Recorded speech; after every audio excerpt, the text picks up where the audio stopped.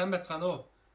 Галилей чуулганы Христэд итгэгч ахын дүүсээ мөн пастор ахлагч нараа та бүхэндээ Галилей чуулганы 20 жилийн баярын мэндийг хүргэж бидний гайхамшигтай эзэн Есүс Христийнхаа нэрээр мэдчилж байна.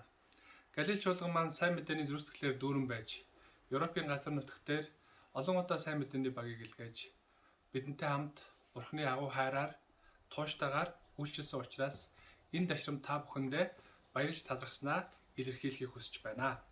Өнгөрсөн хугацаанд олон Монгол ахын дүүс маань Галилей чуулганаар дамжуулан Бурхан эзнээ танин мэдэж Бурханы өгдөг олон сайхан ивэл өрөөлүүдийг хүлээн авсан билээ.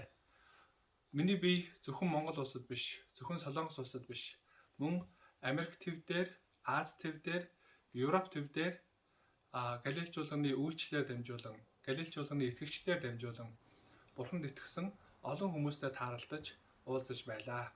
Энэ бүгдийг харахтаа та бүгдийнхээ үйлчлэл болон тууштай байдлаар үнэхээр бахархаж байгаа шүү гэдгийг энэ дашрамд хэлхийг хүсэж байна.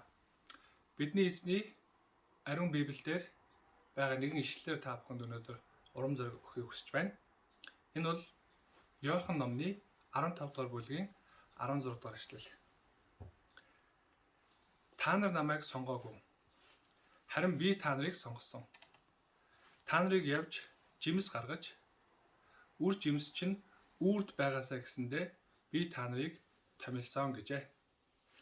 Ирж байгаа дараагийн 20 жилд Галилей чуулганы маань Христэд итгэгч ахын дүүсийн үр жимс үнэхээр ариун байгаасаа гэж бидний эзэн Есүс Христийнхаа нэрээр та бүгдийг өрөөж байна.